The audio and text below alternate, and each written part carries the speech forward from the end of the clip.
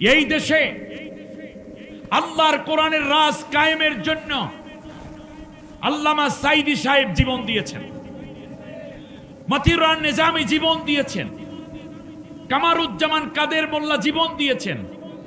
এই পর্যন্ত ইসলামী ছাত্র শিবিরের শত শত তরতাজা প্রাণ জীবন দিয়েছে, জেলে গেল, আয়না ঘরে গেল, রিমান্ড খাইলো, ঘর বাড়ি ছাড়লো, এরপরও কোরআনের দাওয়াত দিয়েছে।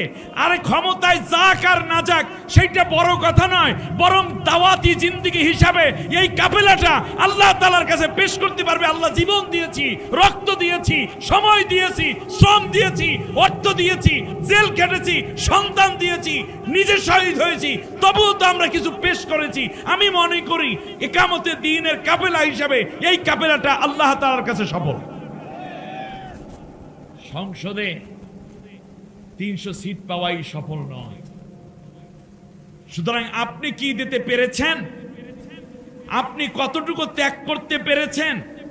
আপনি কি দ্বীনের জন্য কতটুকু ঘাম ঝরাতে পেরেছেন? সেটা আপনার প্রচেষ্টা, আপনার ব্যাপার। কিন্তু যারা সফল, সাফল্যের জায়গাটা শুধুমাত্র ক্ষমতার মধ্যে নয়, নিজের সাফল্য হলো আমি কতটুকু আল্লাহকে দেখাতে পেরেছি দেওয়ার মাধ্যমে। এটাই হলো মূলত বান্দার সাফল্য। ঘুষ খাওয়া যাবে না, দুর্নীতি করা যাবে না, এটা কার হুকুম?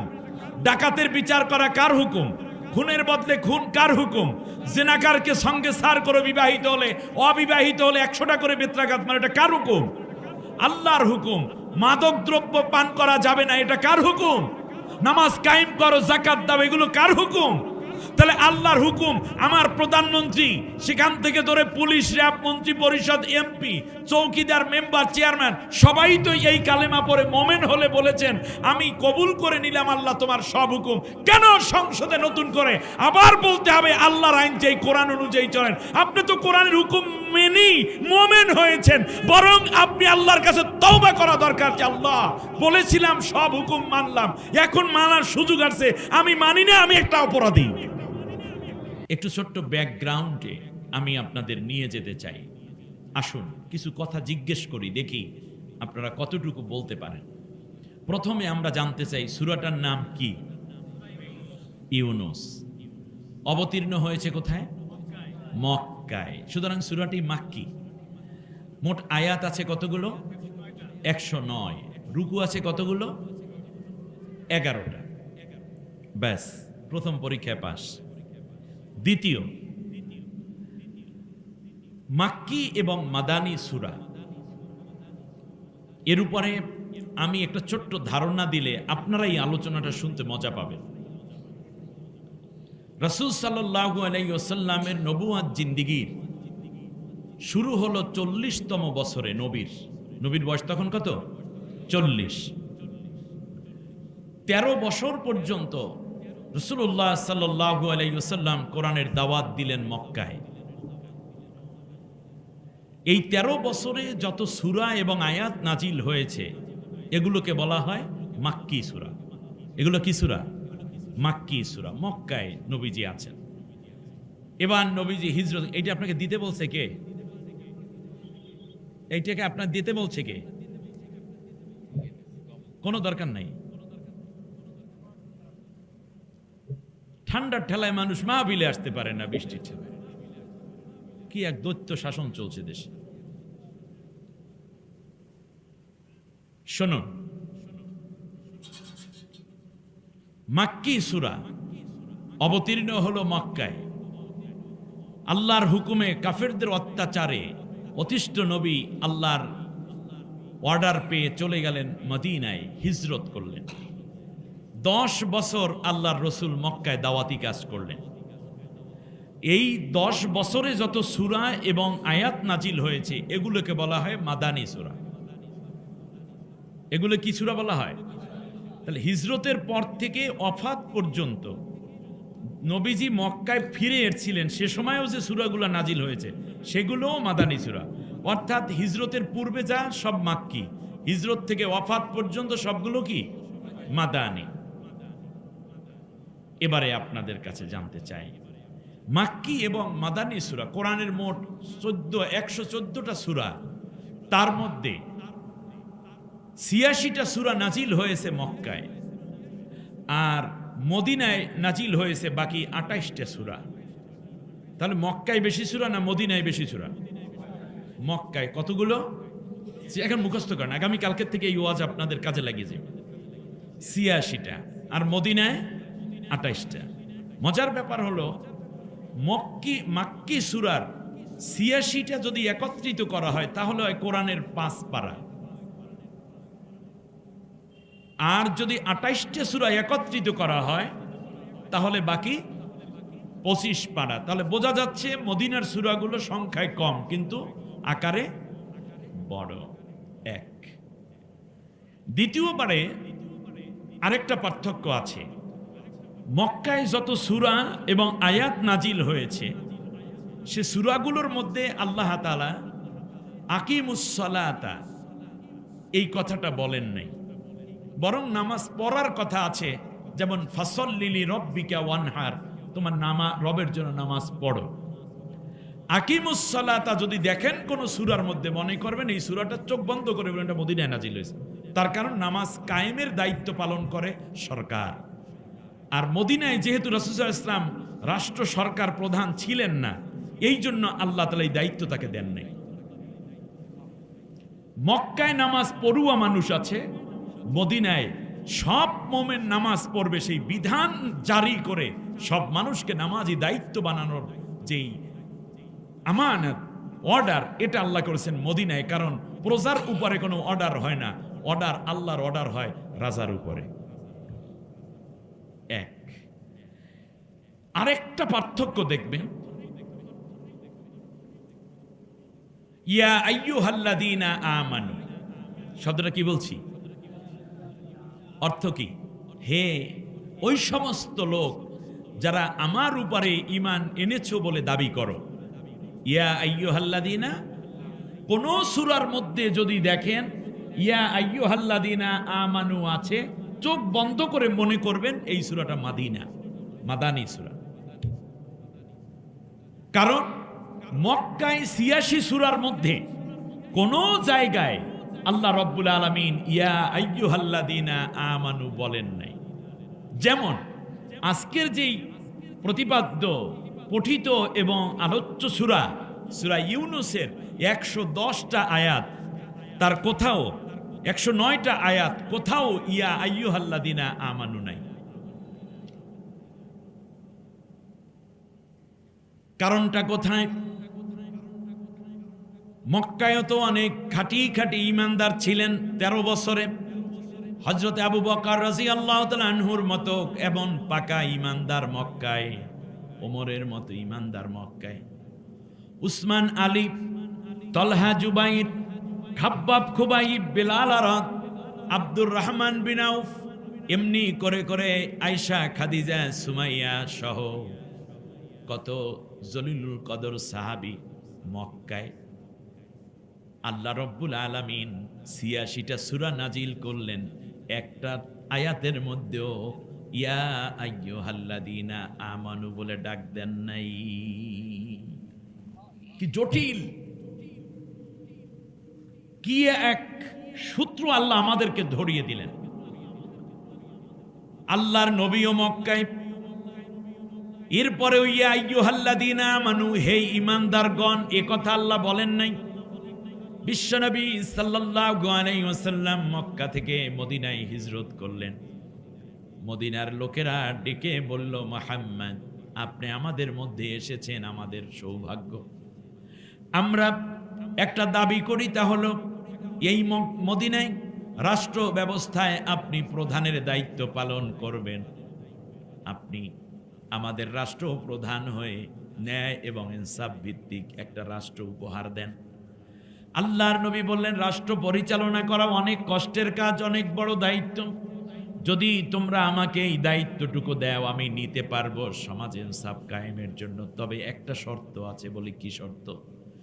আল্লাহর নবী বললেন, এতদিন পর্যন্ত তোমরা যেই আদর্শ, যেই সংবিধান দিয়ে দেশ চালিয়েছ, আমি এই সংবিধান অনুযায়ী দেশ চালাবো না, এখন থেকে আমি আল্লাহর কোরআনের আইন দিয়া মদিনা চালাবো। যদি এই শর্ত তোমরা পালন করতে পারো, মেনে নিতে পারো, তাহলে আমি রাষ্ট্র পরিচালনার দায়িত্ব নিতে রাজি আছি। একটা শর্ত দিলেন শুধু। মদিনায় তখন ইহুদি ছিল, খ্রিস্টান ছিল, মাজুসি ছিল, কিছু মূর্তি পূজারীও ছিল। সবাই ডেকে বলল, মুহাম্মদ তুমি আল্লাহর আইন দিয়া দেশটা চালাইতে চাও, আমাদের তো আপত্তি থাকার কথা নাই। তার কারণ আল্লাহর আইনে সব মানুষগুলো একই সমান সুবিধা পাবে, সমান সুযোগ ভোগ করবে, এটাই নীতি। সূর্য কার আইন মানে? সে কি আলো দেওয়ার ক্ষেত্রে কোনো পার্সিয়ালিটি করে? নামাজির বাড়িতে বেশি দেয়, বেনামাজির বাড়িতে কম কম আলো দেয়। হিন্দুর বাড়িতে আলো পড়েই না, খ্রিস্টিয়ান বাড়ি থাকে অন্ধকার। এরকম কি হয়? কারণ সূর্য কার হুকুম মানে?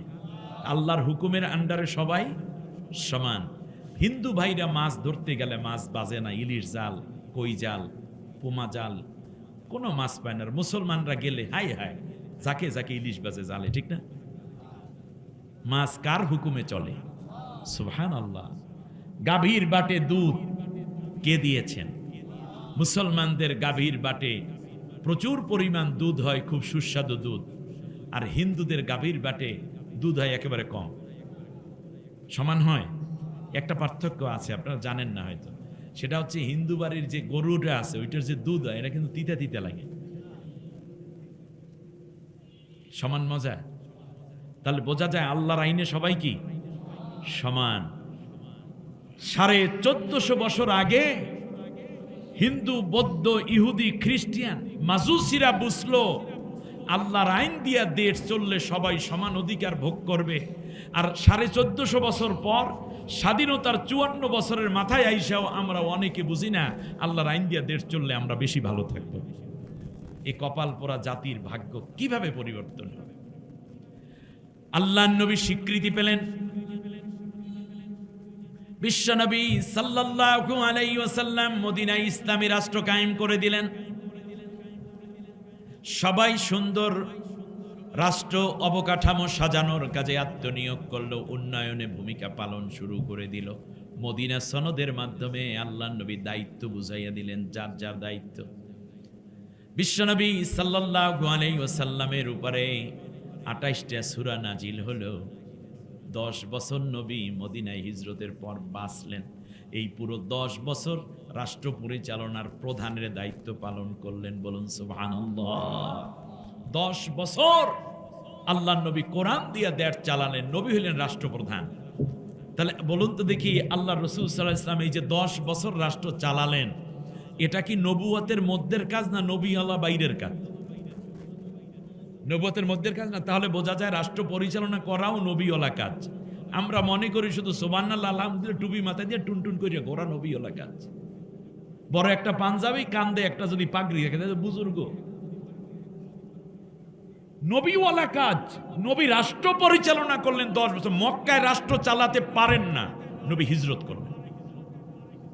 নবী দোয়া করলেন, ওয়াজআলনি মিন লাদুনকা সুলতানান নাসিরা, আল্লাহ তুমি আমাকে একটা রাষ্ট্র ক্ষমতা দাও, তাহলে আমি কোরআনের পুরো বিধান জাতির সামনে তুলে ধরতে পারবো। 10 বছর। আচ্ছা, একটা কোশ্চেন করি, এই 10টা বছর নবী রাষ্ট্র চালাইলেন, রাজনীতি করলেন, বলুন তো দেখি এটা কি গুনার নিয়তে না সওয়াবের নিয়তে? তাহলে বোঝা যায় রাষ্ট্র পরিচালনা করা, মেম্বারি করা, এমপিগিরি করা, চেয়ারম্যানই করা, মেয়রগিরি করা, প্রধানমন্ত্রী হওয়া, এটাও সওয়াবের কাজ, এটাও নেক কাজ। যদি সেই কাজটা হয় কোন আলোকে? কোরআনের আলোকে না হলে এটা গুনার কাজ। আপনাকে আল্লাহ তাআলা Karl Marx, Lenin, Mao Tse tung, Darwin, Freud, Hegel, Jawaharlal Nehru, Abraham লিঙ্কনের বিধিবিধান কায়েমের জন্য দুনিয়ায় পাঠান নাই। আল্লাহর বিধান অনুযায়ী চলা এবং চালানোর দায়িত্ব দিয়ে খলিফা হিসেবে আল্লাহ আপনাকে নিয়োজিত করেছেন। এই কাজ যারা করে তারা নবীওয়ালা কাজ করে যাচ্ছে। নবীওয়ালা কাজের ধারা আছে বলি নবীর ওফাতের পরে আবু বকর রাদিয়াল্লাহু তাআলা আনহু খেলাফতের দায়িত্ব পালন করেছে। এটা নবীওয়ালা কাজ, সওয়াবের কাজ বলি হযরতে ওমর রাদিয়াল্লাহু তাআলা আনহু এই দায়িত্ব কাঁধে তুলে নিয়েছেন। হযরতে ওসমান রাদিয়াল্লাহু তাআলা আনহু এই দায়িত্ব কাঁধে তুলে নিয়েছেন। আজও যারা আল্লাহর কোরআন অনুযায়ী দেশ পরিচালনার দায়িত্ব পালনের দায়িত্ব যারা কাঁধে তুলে নেয়ার জন্য মাথা নিচু করে আল্লাহর কাছে এই কামনা করছে, কাঁধ পেতে দিয়েছে আপনাদের কাছে, মূলত তারাও ওই সিলসিলায় ধারাবাহিকভাবে নবীওয়ালা কাজের মধ্যেই ডুবে আছেন, ঠিক না? আল্লাহ নবী 10 বছর পর্যন্ত রাষ্ট্র চালালেন। আল্লাহ রাব্বুল আলামিন 28টা সূরা নাজিল করলেন।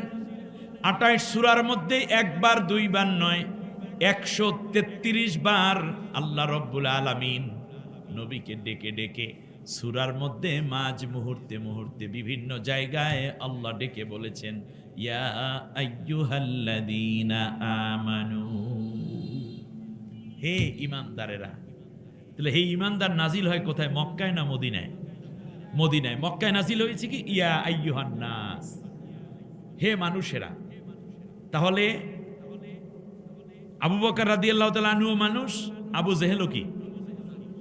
কখনো বলেছেন ইয়া বানি আদম, আদমের সন্তানেরা?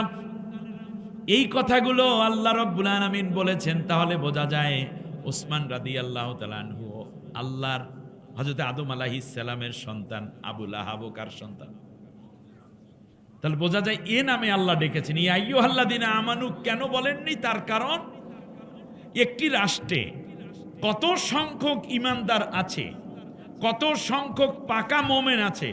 এক আবু বকর রাদিয়াল্লাহু তাআলা আনহুর নেকের বর্ণনা দিতে গিয়ে নবী সাল্লাল্লাহু আলাইহি ওয়াসাল্লাম বলেছেন, হিজরত করার যেই রাতগুলো গিয়েছিল 13টা রাত, তার মধ্যে একটা রাতে আমার আবু বকরকে আল্লাহ যত নেকি দিয়েছেন, সেই নেকি যদি এক পাল্লায় দেয়া হয়, আর কিয়ামত পর্যন্ত সব উম্মতের নেকি যদি আর এক পাল্লায় দেয়া হয়, শুধু একটি রাতের ওজন অন্য সব উম্মতের নেকের ওজনের চেয়ে ভারী হয়ে যাবে। এত বড় আবু বকর মক্কা ইয়া আইয়ুহাল্লাযীনা আমানু হয় না। আপনি আমি তো বহুত দূরের জিনিস।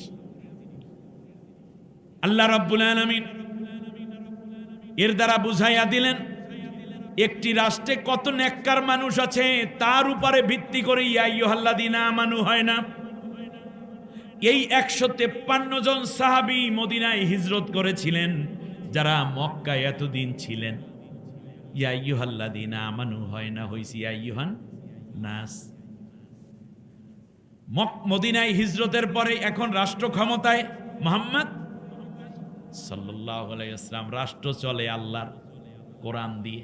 এখন আল্লাহ রাব্বুল আলামিন বললেন ইয়া আইয়ুহাল্লাযীনা আমানু, হে ঈমানদারেরা। তাহলে বলুন একটি রাষ্ট্রে কত সংখ্যক মানুষ আছে তার উপর ভিত্তি করে ইয়া আইয়ুহাল্লাযীনা আমানু হয়, নাকি দেশটা কোরআন দিয়ে চলে তার উপর ভিত্তি করে ইয়া আইয়ুহাল্লাযীনা আমানু হয়? এই কথাটুকু বুঝতে কোনো কারো কষ্ট হয়নি তো? আচ্ছা, যদি কষ্ট হয় তাহলে একটা কোশ্চেন করি, আরো বুঝতে সহজ হবে। মনে করেন বাংলাদেশে এখন কোরআন নাজিল হচ্ছে, এখন কথার কথা ধরেন, তাহলে আল্লাহ রাব্বুল আলামিন কি বলতেন? ইয়া আইয়ুহাল্লাযীনা আমানু বলতেন না ইয়া আইয়ুহান নাস বলতেন? কেন বলবেন? তাবলীগের বিশ্ব ইজতেমায় লোকে লোকারণ্য, সরমনায়ের মাহফিলে লোকের মাঠ ধরে না। যদি আজ এবছর কম হয়েছে, অনেক কমে গেছে। কেন কমছে জানি না। হুজুরদের কথাবার্তা ঠিক থাকা দরকার। এলোমেলো করলে মুরিদদের মধ্যে তাসির করে না, ঠিক কিনা? সকালে একটা, দুপুরে একটা, বিকেলে একটা, সন্ধ্যা একটা, এরকম না। একেবারে ইস্তেকামাত থাকতে হবে। তা আলেমদের কথা যখন, পীর মাশায়েখদের কথা ঠিক থাকে, পরিবর্তন হয় না, তখন মুরিদের মধ্যে ইস্তেকামাত বেড়ে যায়, তাসির বেড়ে যায়। যাই হোক, আবার আল্লাহ তাআলা বাড়াইয়া দিন, বলেন আমিন। মুরিদ যত বাড়বে হুজুরের কার্যক্রম তত বাড়বে, হুজুরের মনটাও বড় থাকবে, দোয়া দরুদ বেশি আসবে দেশে, তাই না? আমরা দোয়া করি যেন এই ময়দানগুলো টিকে থাকে, বলেন আমিন। প্রিয় ভাইরা, যে জায়গায় আমি বলতে চাচ্ছি তা হচ্ছে, এত লোক সারসিনার মাহফিলে, লোকে লোকারণ্য, কদরের রাতে মসজিদ ধরে না। 3.5 লাখের উপরে মসজিদ বাংলাদেশে। কওমি মাদ্রাসা, দারসে নিজামি, আলিয়া, মক্তব, নুরানি, হাফিজি মাদ্রাসার অভাব নাই। এত দাড়িওয়ালা, এত টুপিওয়ালা, এরপরে ইয়া আইয়ুহান নাস হবে কেন? কোরআন অনুযায়ী দেশ চলে না। অতএব যদি এত ইমানদারি হয়, ইমানদার তো যেই দিন কালেমা পড়ছে সেই দিনই বলেছে কবিলতু জামিয়া আহকামিহি ওয়া আরকানিহি। আমার দেশের প্রধানমন্ত্রী, বর্তমান মাননীয় প্রধানমন্ত্রী, স্বরাষ্ট্রমন্ত্রী, পররাষ্ট্রমন্ত্রী, মন্ত্রী পরিষদ, বিরোধী দলে যারা আছে সবাই তো কালেমা যেদিন পড়েছেন সেদিন বলেছেন কবিলতু জামিয়া আহকামিহি ওয়া আরকানিহি। এ কথা ছাড়া কি ইমানদার হওয়া গেছে? ইমানে মুজমালের মধ্যে আমরা পড়েছি যে আল্লাহ তোমার যত হুকুম আছে কবিলতু অর্থ কি আমি কবুল করলাম, জামিয়া মানে সমস্ত, আহকামিহি তার যত হুকুম আছে, তার আল্লাহর হুকুম মানে কি? কোরআনের শাসন, কোরআনের আইন। এর মধ্যে কার হুকুম? চোরের হাত কেটে যাবে, এটা কার হুকুম? ঘুষ খাওয়া যাবে না, দুর্নীতি করা যাবে না, এটা কার হুকুম? ডাকাতের বিচার করা কার হুকুম? খুনের বদলে খুন কার হুকুম? জেনাকারকে সঙ্গে সার করে বিবাহিত হলে, অবিবাহিত হলে 100টা করে বেত্রাঘাত মানে, এটা কার হুকুম? আল্লাহর হুকুম। মাদক দ্রব্য পান করা যাবে না, এটা কার হুকুম? নামাজ কায়েম করো, যাকাত দাও, এগুলো কার হুকুম? তাহলে আল্লাহর হুকুম। আমার প্রধানমন্ত্রী সেখান থেকে ধরে পুলিশ, র্যাব, মন্ত্রী পরিষদ, এমপি, চৌকিদার, মেম্বার, চেয়ারম্যান সবাই তো এই কালেমা পড়ে মোমেন হলে বলেছেন আমি কবুল করে নিলাম আল্লাহ তোমার সব হুকুম।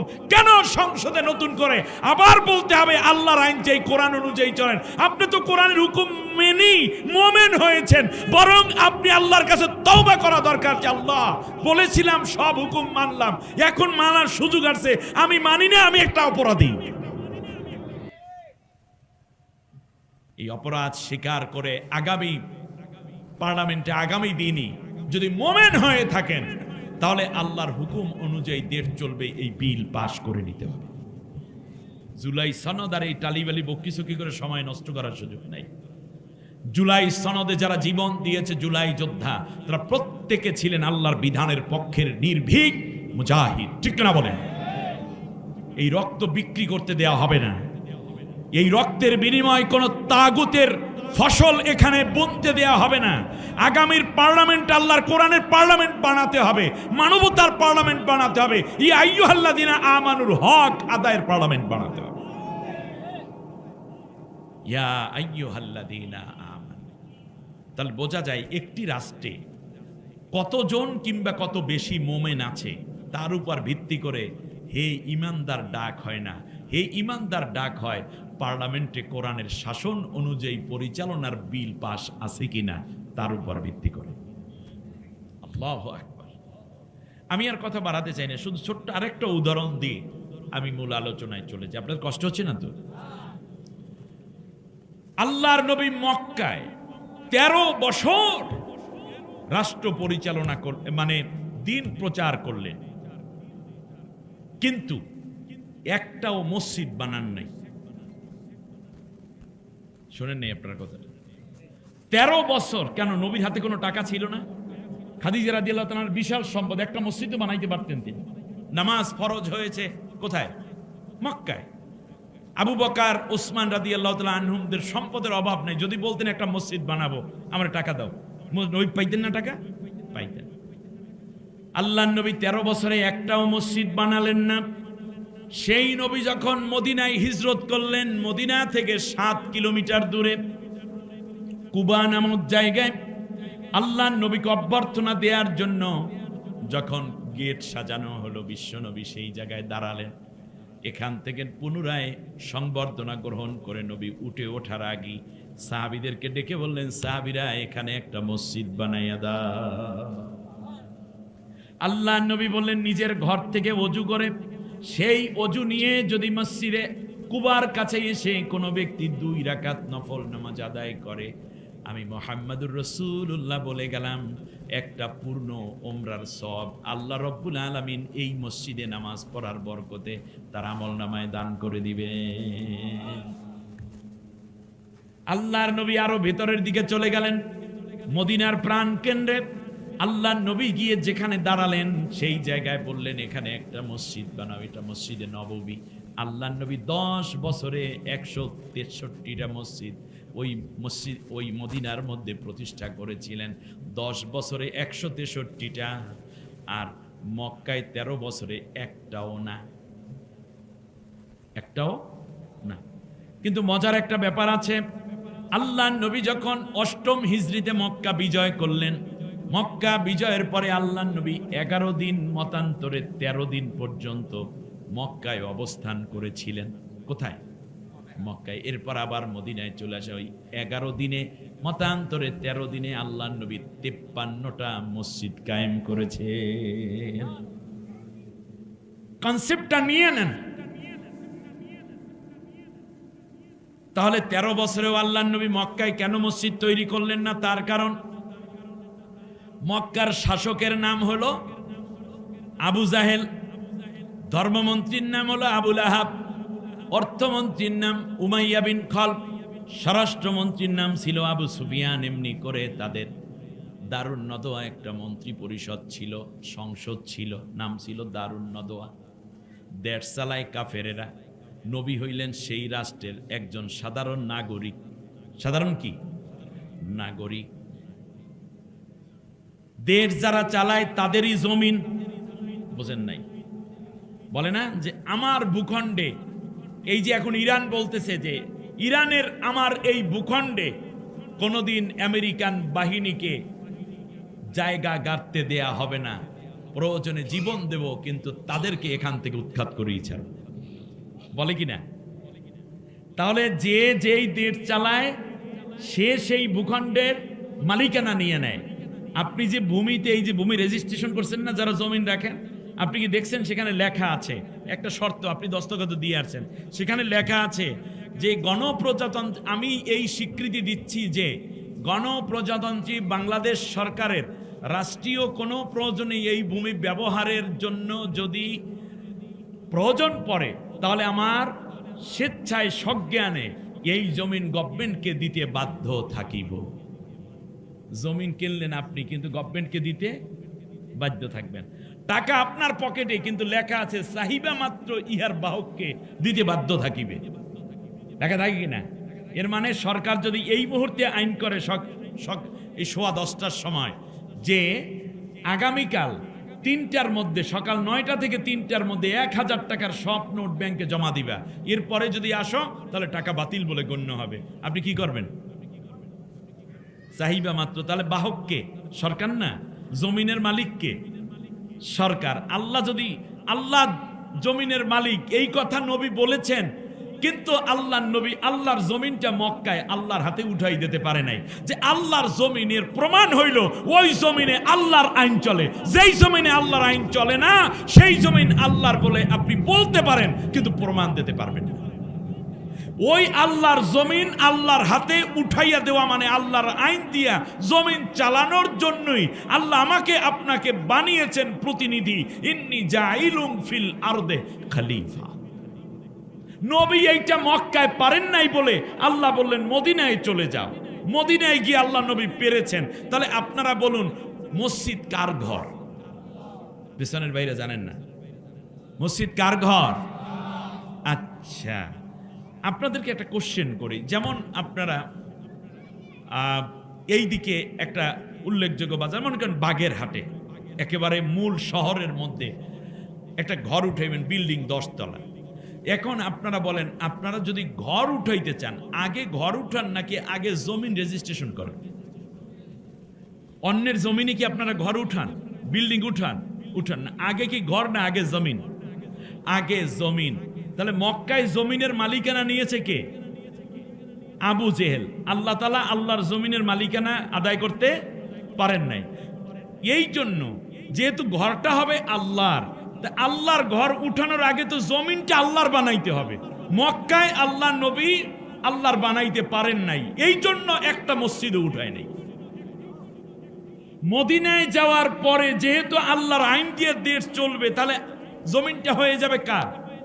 আল্লাহর। অতএব জমিন যেহেতু আল্লাহর হয়ে গেছে, এই জন্য আল্লাহর নবী 163টা মসজিদ বানাইছে। জমিন যার, ঘরটা। আর আমরা সেই ঘরে গিয়ে গোলামরা মাবুদকে সিজদা করি। আবার যখন 8ম হিজরিতে আল্লাহর জমিনকে আল্লাহর নবী ফিরাইয়া দিতে পারছেন, এরপরে আল্লাহর নবী 53টা মসজিদ উদ্বোধন করছে। কনসেপ্টগুলো নিয়ে নেন। মাক্কি মাদানি কবে আবার আসবো জানি না। এই আলোচনায় একবারই হবে, ধারাবাহিক তাফসির যেহেতু এখানে হচ্ছে। আলহামদুলিল্লাহ, আমি খুব খুশি হয়েছি। এইরকম মার্কাজ থাকা দরকার। এবারে আপনি আসেন, কথার কথা ধরেন। এবার আবার কথার কথা, নবীজি বেঁচে আছেন, কথার কথা। বাংলাদেশে আল্লাহর নবী আসছেন, কে? আপনারা কি বেজার হইতেন নাকি? আল্লাহর নবী আসছেন, আসার পরে প্রধানমন্ত্রী সরাসরি নবীকে রিসিভ করেছেন, লাল গালিচা সংবাদ, ঠিক না? এরপরে আপনারা এই প্রধানমন্ত্রী বললেন যে এই আমাদের ধর্মমন্ত্রীর সাথে নবীজির সাথে দেখা করলেন, মন্ত্রী পরিষদের সবাই বলল যে ইয়া রাসূলুল্লাহ, আমাদের দেশে মোট ৬৪টা জেলা আছে, এই ৬৪টা জেলায় ৬৪টা মসজিদ বানাবো আমরা। কথা বোঝেন নাই? কয়টা? প্রত্যেক মসজিদের নাম দেব মসজিদুর রসুল অথবা মসজিদে নববী অথবা মসজিদে বেলাল, এই নাম দিয়ে একই ডিজাইনে ৬৪টা মসজিদ বানাবো, খুব লাক্সারিয়াস। টাকা পয়সা বরাদ্দ হয়ে গেছে, হেলিকপ্টার রেডি, বিমান রেডি, শুধুমাত্র আপনি যাবেন, আমার বিমান বাহিনী আপনাকে সংবর্ধনা দিয়ে নিয়ে যাবে, ওখানে ওখানে লাল গালিচা সংবর্ধনা দিয়ে আছে, আপনি শুধু মসজিদ উদ্বোধন কইরা তারপর চলে আসবেন। কতগুলো? কয় জেলায়? ৬৪ জেলায়। মনে করেন যমুনায় বসে বা হোটেল শেরাটনে বসে এই প্রস্তাব দিছে বাংলাদেশের প্রধানমন্ত্রী। এখন আপনারা বুদ্ধি যদি থাকে তো জবাব দিবেন, না থাকলে উল্টোপাল্টা জবাব দিয়ে আপনি সময় নষ্ট করেন না। তাহলে আল্লাহ নবী সাল্লাল্লাহু আলাইহি ওয়াসাল্লাম এই প্রস্তাব পাওয়ার পরে বাংলাদেশে কয়টা মসজিদ উদ্বোধন করতেন? একটাও না। তার কারণ কি? যেই জমিনে কোরআনের শাসন চলে না, নবী সেই জমিনে মসজিদ বানায় না। কারণ জমিন আগে। ভারতে মুসলমানগণ ৭০০ বছর শাসন করেছে। কুতুব মিনার, বাবরি মসজিদ সহ অগণিত ইসলামিক প্রতিষ্ঠান এবং মসজিদ তারা কায়েম করেছে যতদিন জমিন ছিল। জমিনটা চলে গেছে স্বাধীনতার দ্বিতীয় বিশ্বযুদ্ধের পরে ৪৭-এ চলে গেছে হিন্দুদের হাতে শাসন ব্যবস্থা। এখন মসজিদ বানায় না, ভাঙ্গে। চীনে মুসলমানরা ৩০০ বছর শাসন করেছে, মসজিদ বানিয়েছে। এখন মসজিদ গড়ে না, ভাঙ্গে। তার কারণ জমিনের মালিকানা এখন আর আল্লাহর হাতে। মায়ানমারে মুসলমান যতদিন শাসন করেছে ততদিন মসজিদ বানাইছিল, এখন সেখানে কি? অস্ট্রেলিয়াতে মসজিদ গড়ে না, ভাঙ্গে। সুতরাং বোঝা যায় জমিন যার, ঘর হবে তার। জমিনের মালিকানা চলে গেছে। আপনারা কি আল্লাহর মালিকানা ফিরাই দিতে চান? আল্লাহর মালিকানা আল্লাহকে ফিরাই দিতে চান? তাহলে আয়াতটা হলো আলা আলাহুল খলকু ওয়াল আমরু, সৃষ্টি যার, আইন চলবে তার। আমরা কার সৃষ্টি? ইনিল হুকমু ইল্লা লিল্লাহ, আইন তো কেবল আল্লাহরই চলবে, ঠিক না বলেন? এই জমিন আল্লাহর আইন দিয়ে চলুক, এই জমিন আল্লাহর বিধানে চলুক। কে কে চান দুইটা হাত উঁচু করে আল্লাহকে দেখা? লিল্লাহে তাকবীর, নারায়ে তাকবীর। আল্লাহ তুমি আমাদেরকে কবুল করো, বলেন আমিন। হাত উঁচু করে। আমি ফ্যান দিতে বলি নাই, এটা সব আমাকে ডিস্টার্ব। ৩ বার হইল, আরেকবার আমি নিচে গিয়ে ফ্যান বন্ধ করে দেব, লাগলে তো আমি বলবো। আমার বাইরে অনেক দরদ আমার জন্য, কিছু করার নেই। দেখবেন সব আউলে এটা বন্ধ করে দেন, আমি যা বলি তাই শোন। আমি এত গরম ওজন না, দেন না কি সুন্দর ঠান্ডা ঠান্ডায় কথা, কোনো দরকার নাই। ওরে এটা আমার সব কথা বলাবেন কেন? এই ঘামটা আমার বের হচ্ছে, এটা আমার নেক, কোরআনের জন্য ঘাম বের হচ্ছে। দ্বিতীয় হচ্ছে এই ঘামটা এখন ওই বাতাসটা লাগার সাথে সাথে 5 মিনিট গলাটা ধরে যাবে, কারণ ঘামটা আমার শরীরে মজে যাবে। বের হতে না পারার কারণে ঠান্ডি বেশি লাগবে। ঘামে কোনো অসুবিধা নাই, ঘাম আমি মুছে ফেলবো পরে। এই ওয়াজ কেন আমি শোনাইতে যাব? আমি যা বলি তাই শুন, বুঝতে পারছি। আপনারা আমার এই কলজে কাটতে কাটলে খাওয়াই দিন, নিজে যান না, গরুর কলজে। আসেন এবার আমরা সোজা সেই মাক্কি সূরা থেকে কথা বলছি। ইউনূস আলাইহিস সালামের বিষয়ে এই সূরাটার মধ্যে 2টা জায়গায় কথা আছে, কিন্তু ইউনূস পয়গম্বরকে নিয়ে আল্লাহ তাআলা কোরআনে মোট 14 বার কথা বলেছেন। কতবার? সুবহানাল্লাহ। আসুন আমরা শুরু করি, তারপর আবার আস্তে আস্তে করে সব বিষয়গুলো নেওয়ার চেষ্টা। এর তাফসীর মাহফিল না নাকি? এই মাহফিলে 5 দিন 5 বক্তা না। আমি একটা পরামর্শ দিই, এখানে অনেক উলামা রয়েছেন যারা আমার উস্তাদ এবং তাদের ছাত্র হতে পারলে আমি বরং নিজে ধন্য মনে করব।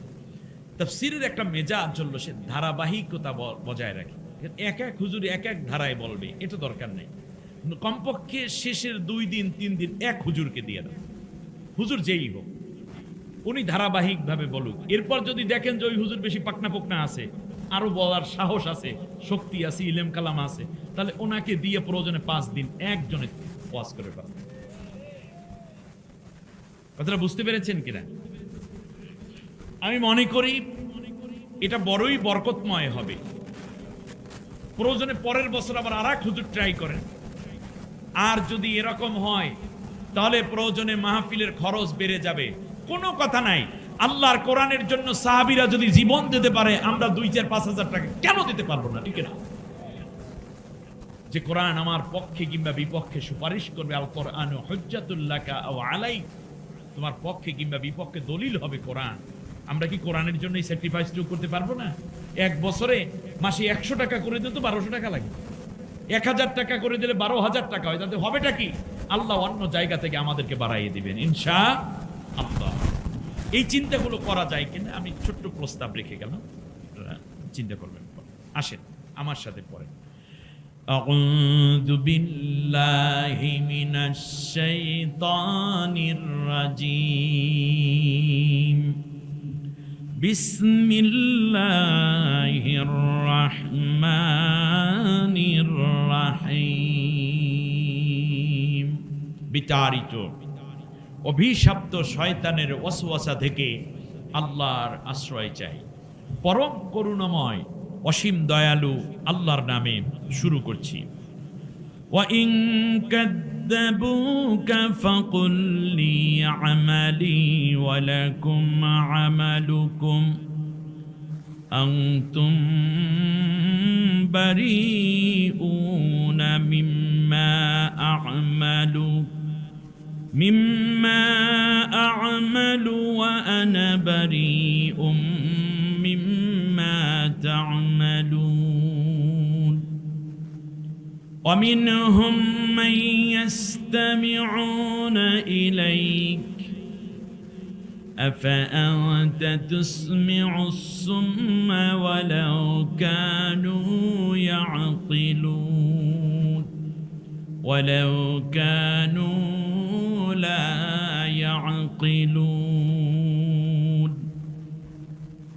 ومنهم من ينظر إليك ومنهم من ينظر إليك أفأنت تهدي العمي ولو كانوا لا يبصرون إن الله لا يظلم الناس شيئا ولكن الناس أنفسهم يظلمون آمنت بالله। অর্থ হচ্ছে, শোনো, একটি মৌলিক দিক নির্দেশনামূলক কথা হচ্ছে এই যে, হে রাসূল, তুমি যে দ্বীনের দাওয়াত দিচ্ছ, মানবতার সামনে যে সত্য উপস্থাপন করছো, ইসলাম এবং ঈমানের কথা বলছো, এর মধ্যে কেহ যদি তোমার এই কথাকে মিথ্যা প্রতিপন্ন করে, অসত্য বলে তারা বিশ্বাসের মধ্যে নিয়ে নেয়, তাহলে তুমি তাদেরকে বলে দাও যে তোমাদের কর্ম তোমাদের জন্যই, আর আমার কর্ম এবং কর্মফল আমার জন্যই নিবেদিত। আরেকটি কথা, সেটা হচ্ছে এই যে, তোমাদের উপরে আমার কোনো দায় দায়িত্ব নাই, কারণ তোমরা আমার কথা অনুযায়ী চলছো না। ঠিক তেমনি আমার উপরেও তোমাদের কোনো জবাবদিহিতা নাই, দায় দায়িত্ব নাই, তার কারণ আমি তো তোমাদের কথা শুনে নিজের আমলকে সাজাচ্ছি না। অতএব তোমাদের ব্যাপারে আমার দায়িত্ব নাই, আমার ব্যাপারেও তোমাদের কোনো দায়িত্ব নাই। হে রাসূল, এই মক্কার কতিপয় কাফেরদের মধ্য থেকে এমনও কেহ আছে যারা তোমার কথা শোনে, তোমার কথা শোনে, কিন্তু শুনলে হবে কি? তুমি কি ওই সমস্ত মানুষদেরকে শোনাবে যাদের কানের ছিদ্রি বন্ধ হয়ে গেছে, শ্রবণ শক্তি বন্ধ হয়ে গেছে, তাদের শ্রবণে অনেক কিছু গেলেও এই কোরআনের মহান বাণী এবং তোমার সত্য বাণী প্রবেশ করবে না, এমন লোকদেরকে কি তুমি শোনাতে চাও? মূলত তারা শোনে ঠিকই, কিন্তু তোমার কথা নিয়ে তারা একটুও চিন্তা ভাবনা করে না। এ হচ্ছে তাদের বাস্তব চরিত্র। তুমি দেখবে হে রসুল, কতিপয় লোক তোমার আহ্বানে কথা শোনার জন্য মনোযোগী হয়ে তোমার দিকে তাকায়ও সত্য, কিন্তু যে সমস্ত মানুষগুলো তাকিয়ে আছে আসলে এরা তাকায় নাই, বরং তারা অন্ধ। তাদের দৃষ্টি তুমি যা দেখো আসলে তাদের অন্তর্দৃষ্টি বন্ধ হওয়ার কারণে তারা মূলত দেখতেও পাচ্ছে না। মনে রাখবে, আমি ওই লোকদেরকে চিনি। সুতরাং কিয়ামতের সেই মহান বিভীষিকাময় দিবসে আমি আল্লাহ কোনো মানুষের উপরে এক বিন্দু পরিমাণও জুলুম করব না, তাদের উপর কোনো অত্যাচার করব না। যে যা করেছে কেবল সে ততটুকুই ফল ভোগ করবে। কিন্তু বেশিরভাগ মানুষের অবস্থায় এই যে আমি আল্লাহ জুলুম করব কি, সে নিজের উপরেই নিজে জুলুম করে নিজের আত্মা এবং সত্তাকে ধ্বংস করে দিয়েছে। বারাকাল্লাহু লানা ওয়া লাকুম ফিল কোরআনিল আযীম। আল্লাহুম্মা গফির লানা ওয়া লিওয়ালিদাইনা ওয়া লিজামিল মুমিনিনা ওয়াল মুমিনাত ইয়াওমা ইয়াকুমুল হিসাব। সামনে আরো কিছু আয়াত আছে, আমি এখান থেকে শুরু করে আস্তে আস্তে করে সামনে আগাবো, আর আপনারা আস্তে আস্তে করে উঠে বাড়ির দিকে আগাবেন, ঠিক না? এখানে ইনশাআল্লাহ না, তো যতক্ষণ কোরআনের কথা চলবে ততক্ষণ আমরা থাকবো। বলেন ইনশাআল্লাহ। সম্মানিত ভাইরা, বর্তমান প্রেক্ষাপটে সূরা ইউনূসের আলোচনা খুবই একটা ইন্টারেস্টিং ব্যাপার। তার কারণ হচ্ছে এই সূরাটার সাথে পালিয়ে যাওয়া গভর্নমেন্টের একটা দারুণ চারিত্রিক বৈশিষ্ট্য আছে। এটাই হচ্ছে কোরআনের এজাজ। এখন বলতে পারেন হুজুর কির সাথে কি আপনি মিলাচ্ছেন? আমি তো মিলাবো না, এটা আল্লাহ তাআলা 1450 বছর আগে নবীকে মিলাইয়া দেখাইছেন, আর 4500 বছর আগে ইউনূস আলাইহিস সালামের জীবনের সাথে সেই দেশের জাতির লোকের চরিত্র বৈশিষ্ট্যের সাথে মিলাইয়া আল্লাহ তাআলা এমন ভাবে কোট করে রেখেছেন, যা যুগের আবহে, প্রবাহে, প্রয়োজনে এবং যুগের চেঞ্জ এবং সম্ভাবনার সময় আপনি কোরআনের আয়াতগুলো মিলাইয়া দেখার একটা দারুণ সুযোগ পাবেন।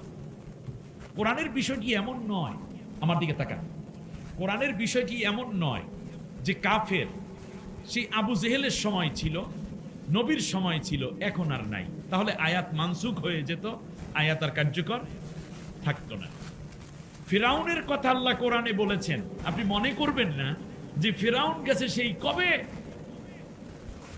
এটা মনে হয় সেই ফিরাউনের জন্যই মাখসুস না, বরং আল্লাহ তাআলা ফিরাউনের চরিত্র বৈশিষ্ট্য রাসূল সাল্লাল্লাহু আলাইহি ওয়াসাল্লামের কাছে উল্লেখ করার মাধ্যমে তদানীন্তন ফিরাউনের চরিত্রকে যেমন আল্লাহ উন্মোচন করে দিয়েছেন, মুখোশ খুলে দিয়েছেন, ঠিক তেমনই যুগে যুগে প্রত্যেক জাতির মধ্যে, দেশের মধ্যে এইরকম ফিরাউনের জন্ম হবে। নব্য ফিরাউন, ডিজিটাল ফিরাউন, স্মার্ট ফিরাউন, এরকম যত ফিরাউন তৈরি হবে সব ফিরাউনের পরিচয় একরকমই আল্লাহ করে রেখেছে। মুনাফিক রাসূল সাল্লাল্লাহু আলাইহি ওয়াসাল্লামের যুগে ছিল, তারা নামাজ পড়তো, রোজা রাখতো, দাড়ি ছিল, টুপি ছিল, কিন্তু তাদের ভেতরে কিছু এমন চরিত্র বৈশিষ্ট্য ছিল যার কারণে আল্লাহ বলছেন ওরা যাবে জাহান্নামের নিম্ন স্তরে, যদি নবীর সাথেও তারা নামাজ পড়েছে, নবীর মতোই দাঁড়িয়ে রেখেছে। তাহলে সেই সময় তো মুনাফিক শেষ হয়ে গেছে, 1450 বছর হলো, এখনো সূরা মুনাফিকুন দিয়ে ইমাম সাহেবরা নামাজ পড়ায়। এরপরে ওয়াইজা লাকুল্লাযিনা আমানু ক্বালু আমান্না ওয়াইদা খলাউ ইলা শায়াতিনিম ক্বালু ইন্না মাআকুম, এই রকম আয়াতগুলো কেন আছে মুনাফিকের? এর মানে যুগে যুগে ওই রকম হাজার লাখো লাখো আব্দুল্লাহ ইবনে উবাই মসজিদের মধ্যে যাবে, মসজিদে পয়সাও দেবে, কিন্তু ইকামতে দ্বীনের বিরোধিতা করার মাধ্যমে তারা নিজেদেরকে মুনাফিক বলি চিহ্নিত করতে তোমরা যেন পারো, আর তাদেরকে এড়িয়ে গিয়ে খাঁটি ইমানদার হতে পারো। এই জন্য আল্লাহ আয়াতগুলো এখানে রেখে দিয়েছে। 1450 বছর আগে নামাজের আয়াত নাজিল হয়েছে, আছে কোথায়? এখন আর আমরা নামাজ পড়ি না। 1450 বছর আগের নামাজের হুকুম যদি এখনো চলে, 1450 বছর আগে রোজার হুকুম আসলো, এখনো রোজা চলে। 1450 বছর আগে মা তার সন্তানকে দুধ খাওয়াবে, সেই আয়াত যদি এখনো চলে। 1450 বছর আগে হজ করার আয়াত নাজিল হলো, সেটা যদি এখনো চলে। 1450 বছর আগে পর্দার আয়াত নাজিল হলো, সেটা যদি এখনো চলে। মাদক হারাম 1450 বছর আগে মোমেন যদি মদ হারাম জেনে বাদ দিতে পারে, জেনা হারাম সে যদি ত্যাগ করতে পারে, তাহলে 1450 বছর পরে এসে আমরা কেন মুনাফিকদের আয়াত পাইলে মুনাফিকের চিহ্নিতকরণ হবে না, কাফেরকে পাইলে কেন কাফের চিহ্নিত হবে না, মোমেন পাইলে কেন মোমেন চিহ্নিত হবে না? অর্থাৎ আমল, আখলাক, চরিত্র, বৈশিষ্ট্য, চিন্তা, চেতনায় যে যেরকম হয় ওইটা আল্লাহ যুগে যুগে দেখানোর জন্য আয়াতগুলো রেখে আমাদের সামনে এমন এক সুন্দর মাইল ফলক রেখে দিয়েছেন, আমরা যেন খাঁটি মোমেন হয়ে আল্লাহর কাছে হাজির হতে পারি। এটা ছিল আল্লাহর টার্গেট। সুতরাং ইউনূস আলাইহিস সালামের, ইউনূস পয়গম্বরের ব্যাপারে 14 বার আল্লাহ রাব্বুল আলামিন কোরআনের মধ্যে বর্ণনা করেছেন। একটা জায়গায় গিয়ে হযরতে ইউনূস আলাইহিস সালাম যখন পালিয়ে গেলেন, সেই বিষয়ে আল্লাহ আলোকপাত করেছেন। সুবহানাল্লাহ। আপনাদের কষ্ট হচ্ছে মনে? আল্লাহ রাব্বুল আলামিন বলেন, শোনো, আমার ইউনূসকে আমি পাঠিয়েছিলাম ইরাকের নিনোয়া প্রদেশের মসুলের, ইরাকে নিনোয়া প্রদেশের মসুল রাজ্যে একটানা 250 বছর অর্থাৎ 250 বছর পর্যন্ত তিনি জাতির সামনে দ্বীনের দাওয়াত দিলেন, কালেমার দাওয়াত দিলেন, কিন্তু একজন মানুষও কালেমা গ্রহণ করেন। আল্লাহু আকবার। তাই বলে নবীর দাওয়াত শেষ নাকি? না, দাওয়াত দাতা হিসাবে তিনি সফল, যারা গ্রহণ করে নাই তারাই ব্যর্থ। এই দেশে আল্লাহর কোরআনের রাজ কায়েমের জন্য আল্লামা সাইদি সাহেব জীবন দিয়েছেন, মতিউর নিজামী জীবন দিয়েছেন, কামারুজ্জামান কাদের মোল্লা জীবন দিয়েছেন। এই পর্যন্ত ইসলামী ছাত্র শিবিরের শত শত তরতাজা প্রাণ জীবন দিয়েছে, জেলে গেল, আয়না ঘরে গেল, রিমান্ড খাইলো, ঘর বাড়ি ছাড়লো, এরপরও কোরআনের দাওয়াত দিয়েছে। আরে ক্ষমতায় যাক আর না যাক সেইটা বড় কথা নয়, বরং দাওয়াতি জিন্দেগি হিসাবে এই কাফেলাটা আল্লাহ তাআলার কাছে পেশ করতে পারবে। আল্লাহ জীবন দিয়েছি, রক্ত দিয়েছি, সময় দিয়েছি, শ্রম দিয়েছি, অর্থ দিয়েছি, জেল কেটেছি, সন্তান দিয়েছি, নিজে শহীদ হয়েছি, তবুও তো আমরা কিছু পেশ করেছি। আমি মনে করি ইকামতে দ্বীনের কাফেলা হিসাবে এই কাফেলাটা আল্লাহ তাআলার কাছে সফল। সংসদে 300 সিট পাওয়াই সফল নয়। সুতরাং আপনি কি দিতে পেরেছেন, আপনি কতটুকু ত্যাগ করতে পেরেছেন, আপনি কি দ্বীনের জন্য কতটুকু ঘাম ঝরাতে পারেন, সেটা আপনার প্রচেষ্টা, আপনার ব্যাপার। কিন্তু যারা সফল, সাফল্যের জায়গাটা শুধুমাত্র ক্ষমতার মধ্যে নয়, নিজের সাফল্য হলো আমি কতটুকু আল্লাহকে দেখাতে পেরেছি দেওয়ার মাধ্যমে, এটাই হলো মূলত বান্দার সাফল্য। প্রিয় বন্ধুগণ, ইউনূস আলাইহিস সালাম মন খারাপ করলেন, আল্লাহরে ডাক দিয়ে কয়, আল্লাহ এই জাতিটারই তুমি ধ্বংস করে দাও, এটা দরকার নাই। আল্লাহু আকবার। কি নাই? দরকার নাই, এক কথাবার্তা শুনে না। আল্লাহ রাব্বুল আলামিন বললেন, ইউনূস 3 দিনের আলামত শুরু হবে, এই 3 দিনের মধ্যে যদি তারা ইসলাম গ্রহণ না করে, কালেমা গ্রহণ না করে, তাহলে সবাইকে আমি ধ্বংস করে দেব। তবে গজব শুরু হওয়ার প্রথম আলামত হলো, প্রথম দিনে দেখতে পাবে সুবহে সাদিকের সময় সূর্য উদিতর যেই আগের আবহাওয়া, সেইটা তারা দেখবে। গোটা আসমান হলুদে ভরে গেছে। তাদের রাষ্ট্র থেকে যা দেখা যাবে, তারা দেখবে পুরো আসমানে যেন কাঁচা হলুদ ভেঙে দিয়েছে।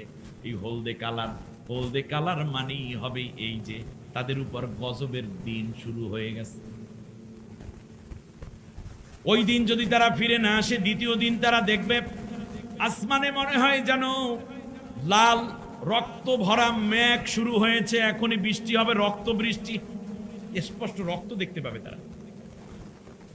এরপরে যদি ফিরে না আসে তাহলে পরের দিন গাঢ় কালো মেঘ শুরু হয়ে যাবে, মেঘের মধ্যে পানি থাকবে না, এক ফোঁটাও, থাকবে শুধু পাথর আর পাথর।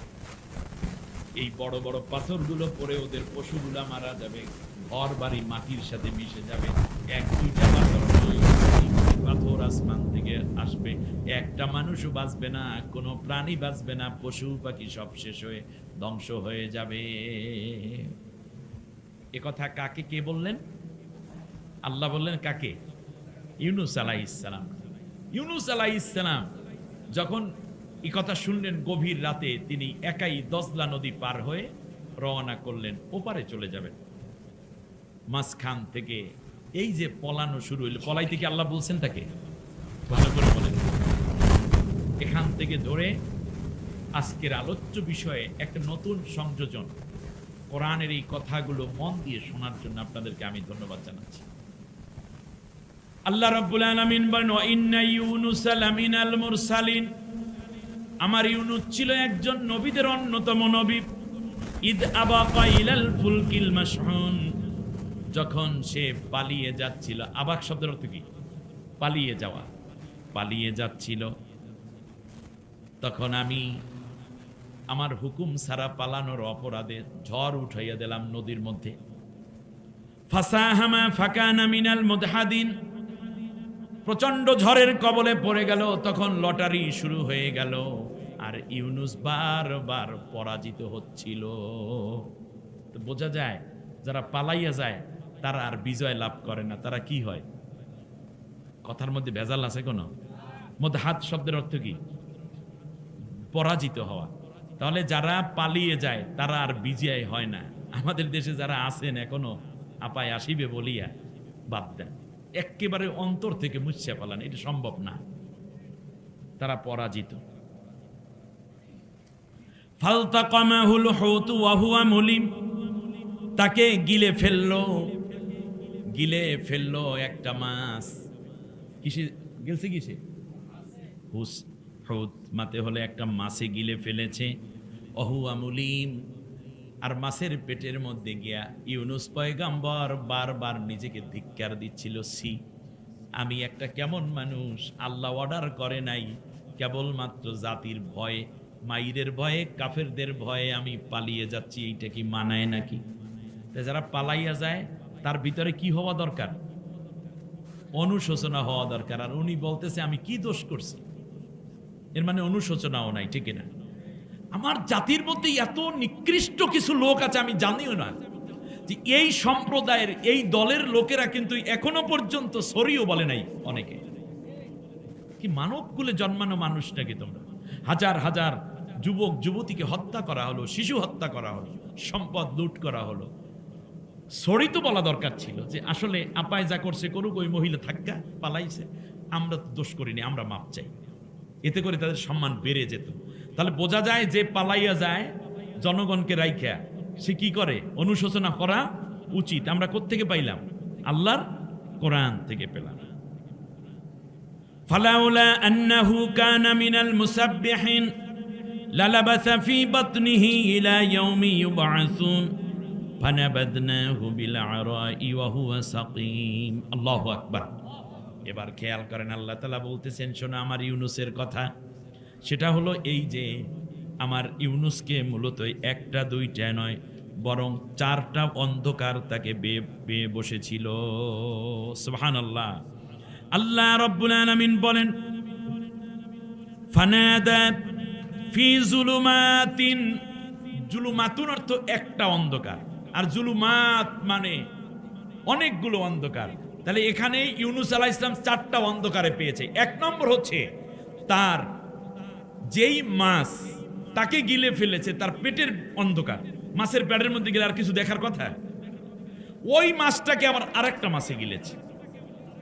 ওইটা ছিল অমাবস্যার অন্ধকারের রাত। আর চতুর্থ অন্ধকার পানির অন্ধকার। এই চারটা অন্ধকারের মধ্যে, এই জন্য আল্লাহ বলছে সে চারটা অন্ধকারের মধ্যে ছিল যুলুমাতিন। আল্লাহ তাআলা বলেন, আমার ইউনুস মাছের পেটের মধ্যে গিয়ে বসে নাই, সে আমাকে ডাকাডাকি শুরু করে দিল। সে আমাকে ডাকল, ফালাউলা আন্নাহু কানা মিনাল মুসাব্বিহিন, সে যদি আমি আল্লাহ তাসবিহ না পড়তো, আমি আল্লাহর জিকির না করতো, আমার শেখানো তাসবিহটা যদি সে শুরু না করে দিত, লালাবাসা ফি বাতনিহি ইলা ইয়াউমি ইউবআসুন, কিয়ামত পর্যন্ত আমি মাছের পেটটাকে তার কবর বানাইয়া দিতাম। তাহলে বোঝা যায় কেউ যদি পালিয়েও যায়, বড় বিপদেও যদি পড়ে, তাহলে ওখানে বসে কি করা উচিত? আল্লাহর কাছে তাসবিহ পড়া উচিত। কিন্তু যে পালাই গেছে আমাদের ববুজান, সে কি তাসবিহ পড়ে? সে তো এখনো বলে আমি চট করে চলে আসবো। তাসবিহ পড়ার সময় কখন? 2 নম্বরই করি সময় পায় না। আমাদের ওসমান হাদিকে হত্যার নেপথ্যে তার দল এবং বহির্শত্রুরাই উৎসাহ এবং উদ্দীপনার পাশাপাশি উস্কে দিয়ে ভারতে আবার আশ্রয় নিয়েছে, ঠিক না বলেন? এই ষড়যন্ত্র করে কাজ হবে না। এবারে আমি আপনাদেরকে বলি, আল্লাহ তাআলা এবার বলছেন, শোনো, ফানাবাদনাহু বিল আরাই ওয়া হুয়া সাকিম। আমার ইউনুস আমার তাসবিহ পড়লো, সেই তাসবিহটা কি? আল্লাহ রাব্বুল আলামিন বলছেন, আল্লাহ তাআলা বলছেন ওয়াযান্নুন, এটা ইউনুস আলাইহিস সালামের শানে। ওই মাছওয়ালার কথা মনে করো, সুবহানাল্লাহ পড়েন। ইয যাহাবা মুকাদিবান, যখন সে রাগান্বিত হলো জাতির উপরে, এত কিছু করলাম এরপরেও তোরা আমারে মানলি না, জাতির উপরে কি করছে? রাগ করছে, গোসা করছে। ফাজান্না আন লান নাকদিরা আলাইহি, সে মনে করছে পালাইয়া গেলে তারে কেউ আর ধরতে পারবে না। খেয়াল করেছে, যারা পালায় তারা মনে করে আমারে ধরতে পারবে না, কিন্তু ধরতে পারছে কিনা? আল্লাহ রাব্বুল আলামিন বলেন, মাছের পেটের মধ্যে গিয়ে আমার ইউনুস আবার ডাক দিল, ফানাদা ফি যুলুমাতিন আল্লা ইলাহা ইল্লা আনতা সুবহানাকা ইন্নী কুনতু মিনাল যালিমিন। সুবহানাল্লাহ। কি দোয়া পড়লেন বলেন? লা ইলাহা,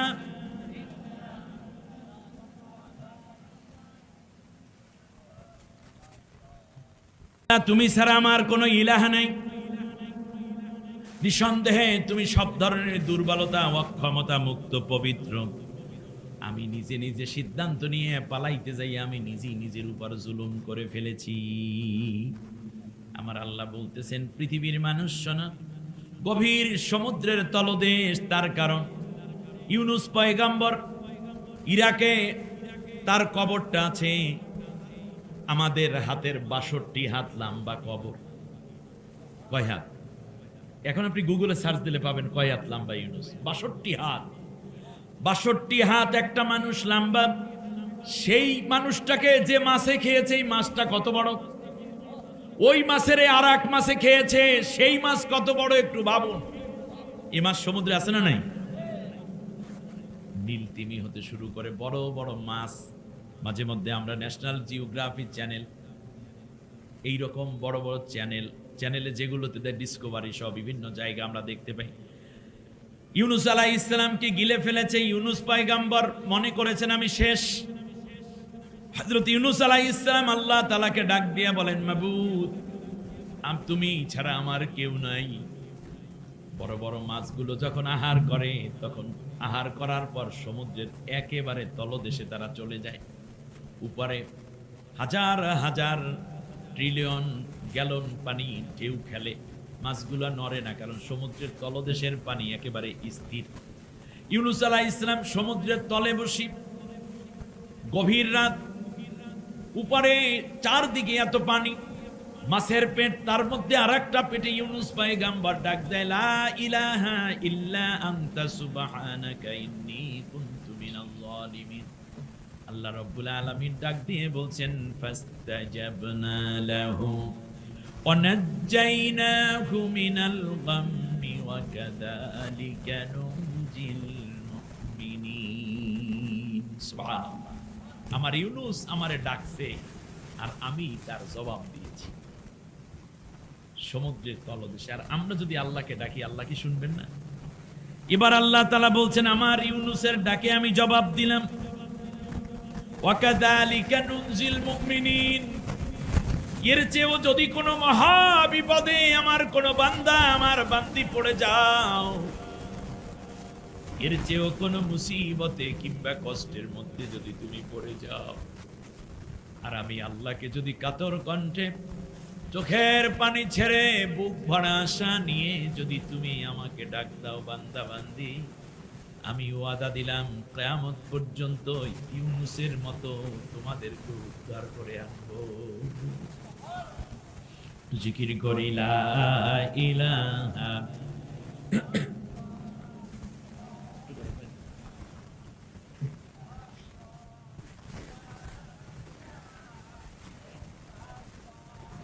লা ইলাহা ইল্লাল্লাহ। হায়াতের মালিক যেই আল্লাহ, মৌতের মালিক সেই আল্লাহ, লা ইলাহা ইল্লাল্লাহ।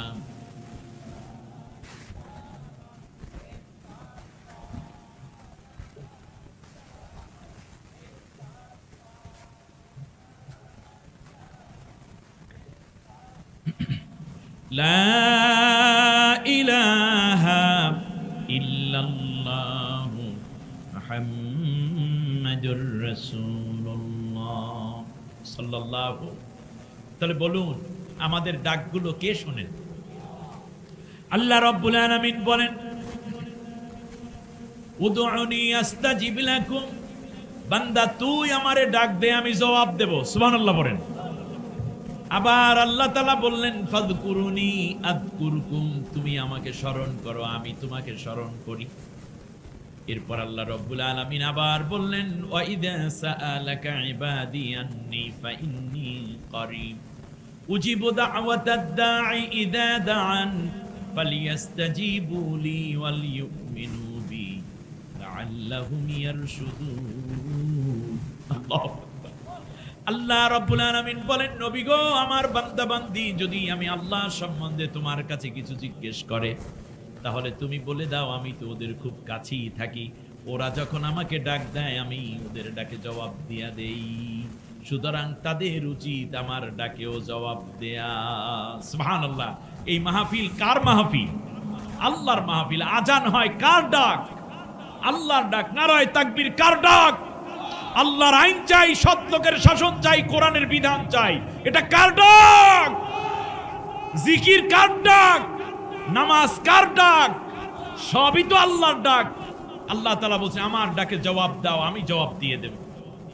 ফাইন্নী করিব, আমি ওদের কাছে আছি। যদি জিজ্ঞেস করেন আল্লাহ তুমি কত কাছে, আল্লাহ তাআলা আবার জবাব দিয়ে বলেন ওয়া নাহনু আকরাবু ইলাইহি মিন হাবলিল ওয়ারিদ। বান্দারে তোর যেই দুইটা মোটা রগের উপরে তোর মাথাটা বসে আছে, ঘাড়ের দুইটা শাহরগ, এই দুইটা রগ যত কাছে আমি আল্লাহ রাব্বুল আলামিন তার চেয়েও বেশি কাছে। আল্লাহকে বলতে পারেন আল্লাহ ঘাড়ের রগের উপরে যদি কেউ একটা মশা, যদি কখনো একটা মশা মাছি পড়ে, তাও তো আমরা দেখি না, ব্যথা পাইলে এভাবে থাপ্পড় দেব, তার আগে মশাটা উড়ে যে একটু দূরে দূরে মনে হয়।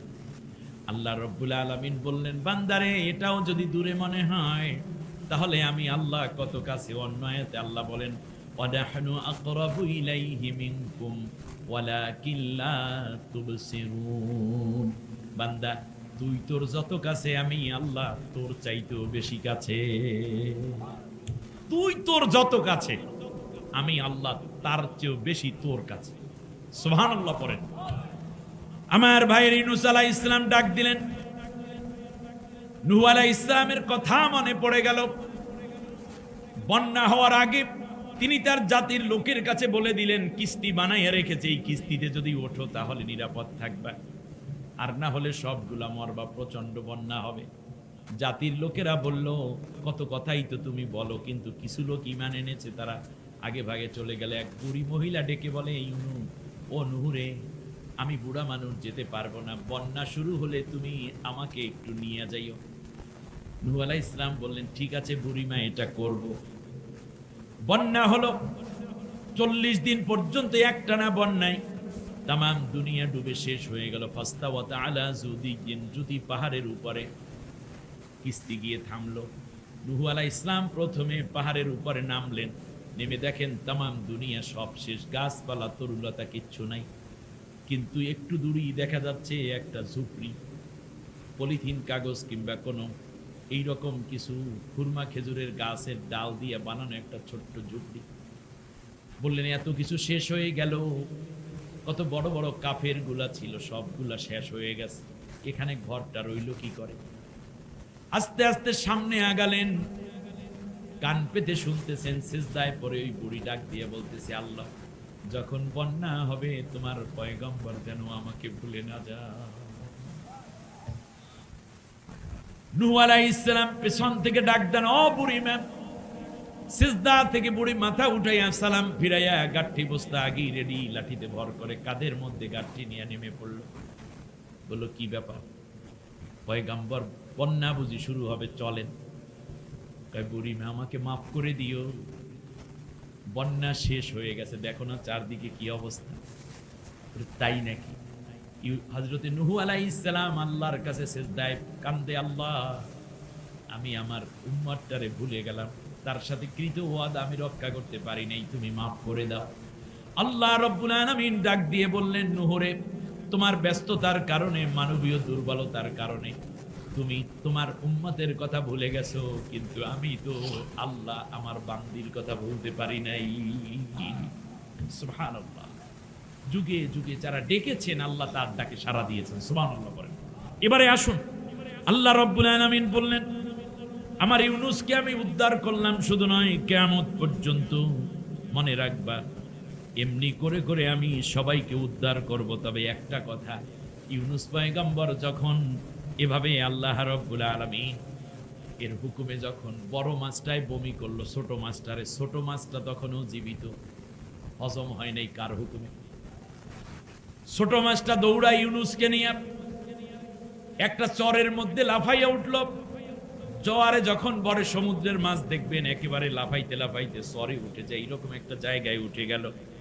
আল্লাহ রাব্বুল আলামিন বলতেছেন, শোনো দুনিয়ার মানুষেরা, ফানাবাদনাহু বিল আরাই ওয়া হুয়া সাকিম, যখন তাকে মাছ উপড়ে ফেললো, গলা দিয়ে বের করে ফেললো, তখন সে ছিল প্রচন্ড দুর্বল, প্রচন্ড দুর্বল।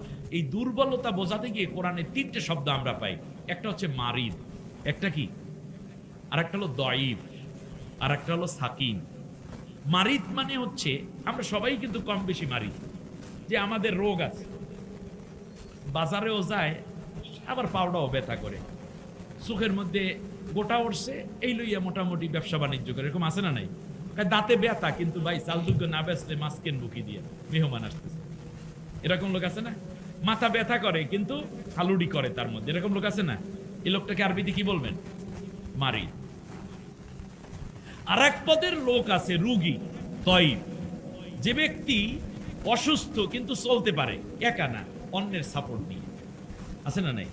হুইল চেয়ারে ঠেলে নিলে বাজারেও যাইতে পারে, দাদাই মসজিদেও যাইতে পারে, নাতি বেরিয়েও যাইতে পারে, অথবা নাতির কাঁধে ভর দিয়া সে কি করতে পারে? চলতে পারে। এটাকে আরবিতে বলে কি? দয়ীফ, জয়ীফ। অন্যের সাহায্য নিয়ে চলতে পারে তাকে বলে জয়ীফ। আর সাকিব মানে হচ্ছে যাকে সাপোর্ট দিলেও দাঁড়াতে পারে না, তাকে বলে সাকিব। এর মানে কিছু লোক দেখবেন হঠাৎ কইরা বাজারের মধ্যে অসুস্থ হয়ে পড়ছে, অসুস্থ হওয়ার পরে দুইজন যুবক তারে ধরছে, পিছন দিক দিয়ে একজন, সামনে দিক দিয়ে, এরপরেও কি ঢল্লা পড়িয়া যায়। কি বলেন আপনারা, কি বলেন ঢল্লা পড়িয়া যায়? এরকম একটা শব্দ আছে না? আচ্ছা এই ভাই 3-4 জনে ধরে রাখতে না, পড়িয়ে গেছে। আরে কি করো তোরা, 5টা যুবক ধরে রাখতে ভাই, কি করবো, পড়িয়ে গেছে। তাহলে মারিদ, দয়ীফ, চলতে পারে, অন্যের সাহায্য চলতে পারে। যেটা সাকিব, তারে অন্যের সাপোর্ট দিলেও চলতে পারে না, এটার নাম কি? সাকিম। সুতরাং ভারত যতই সাপোর্ট দেও কাজ হবে না, এটা সাকিমের মধ্যে পড়িয়ে গেছে। ইউনূস আলাইহিস সালাম পালাইয়া যাওয়ার কারণে আল্লাহ তাআলা বলছেন, তারে আমি সাকিম বানাইয়া দিয়েছিলাম। সে কি যাওয়ার সময় মানুষ মাইরে গেছিল? কথা বলেন। দেশের সম্পদ লুট করছিল, দিনের ভোট রাতে দিছিল, অন্যায়ভাবে জেলখানায় মানুষকে ঢুকাইছে, মিথ্যা মামলা দিয়ে হয়রানি করেছে, দলীয়করণ করেছে, আত্মীয়করণ করেছে, দেশের সম্পদ বিদেশে পাচার করেছে, কোনো অন্যায় করে নাই। দেশ ছেড়ে কোনো নেতার পালিয়ে যাওয়াটাই অপরাধ। সেই জন্যই আল্লাহ যে সাকিব বানাইয়া দেয়। আর আপনি তো যাওয়ার সময় কত অন্যায় করে গেছেন। সুতরাং আপনাকে ভারত সাপোর্ট দিয়া দেশে আনতে চাইলে ভারতও শেষ হয়ে যাবে, কিন্তু বাংলাদেশে আপনার আসা সম্ভব হবে না। কথায় ভেজাল নাই। অহুয়া সাকিব, ইউনুস পয়গম্বর কি হয়ে গেছে? সাকিব হয়ে গেছে। আল্লাহ রাব্বুল আলামিন বলেন, শোনো, যেহেতু ইউনুস মাফ চাইছে এবং মূল অন্যায়টা হইল শুধু পালাইয়া যাওয়া, অন্যায়টা কি শুধু পালাইয়া যাওয়া, এই জন্য আমি আল্লাহ তারে জাতির কাছে আবার ফিরাইয়া আনলাম। সেই জন্য এই কাজটা হলো ফাআমবাতনা আলাইহি শাজারাতাম মিন ইয়াকতিন। আল্লাহু আকবার।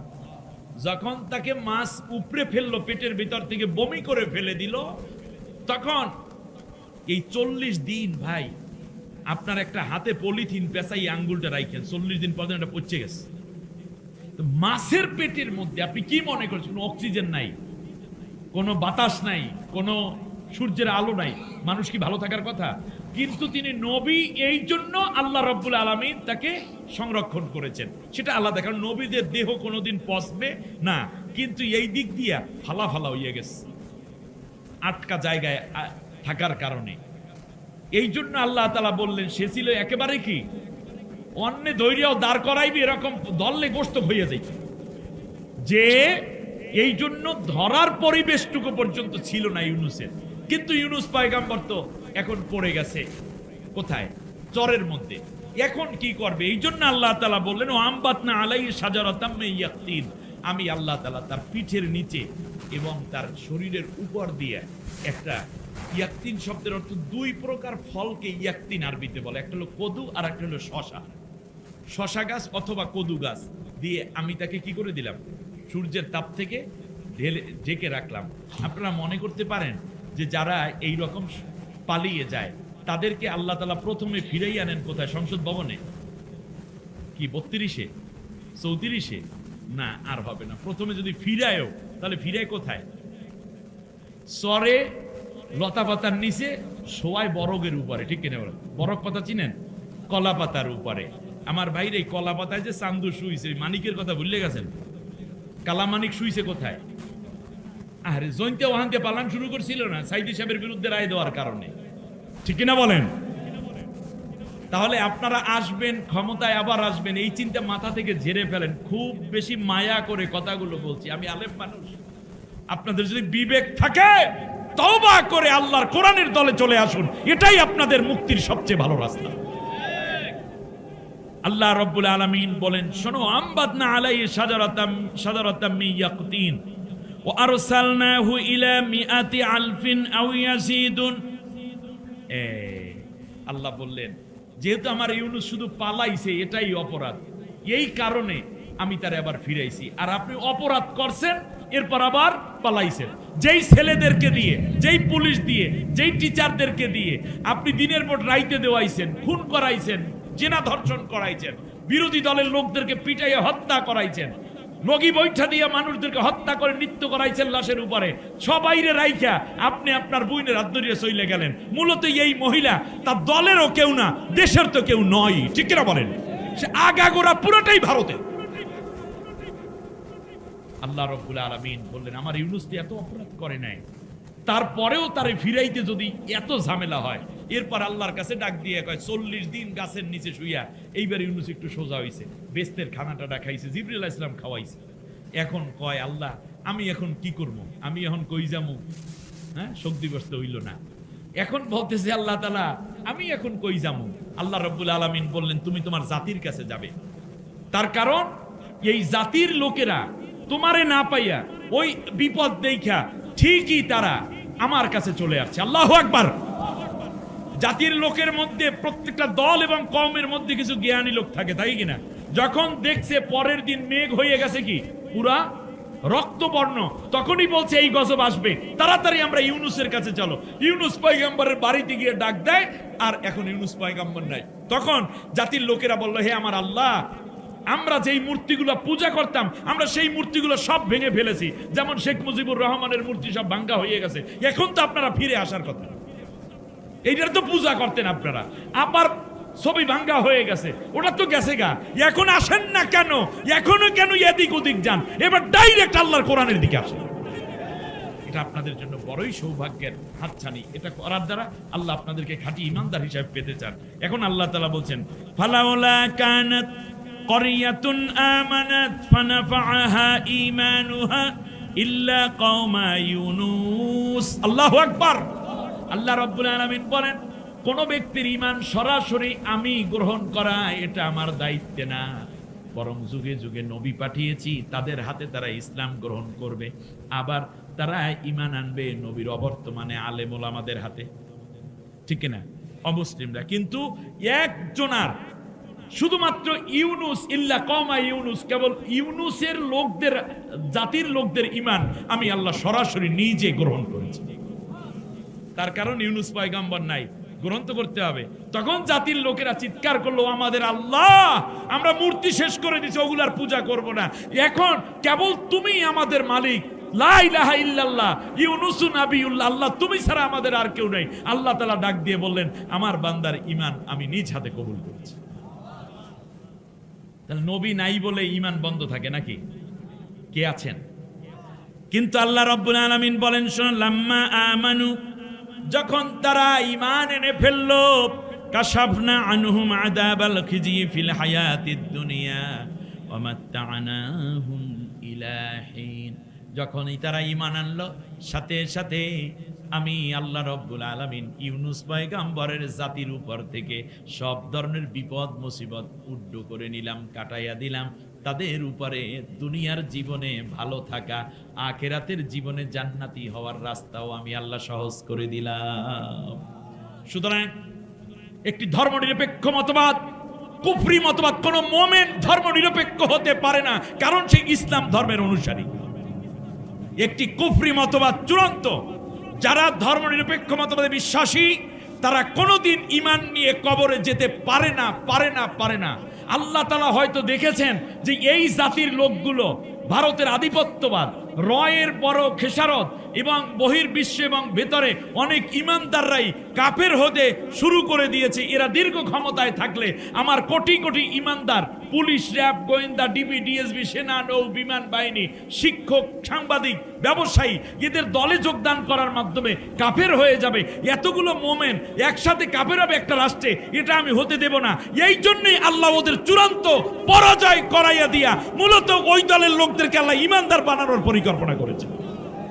আপনারা যদি না বোঝেন তাহলে সেটা কি এখন আমরা শরবত গুলাই খাওয়ান? আপনি শিশু? আল্লাহ তাআলা যেই রাস্তা দিয়েছেন এটাকে হক আদায় করতে হয়, বলেন আমিন।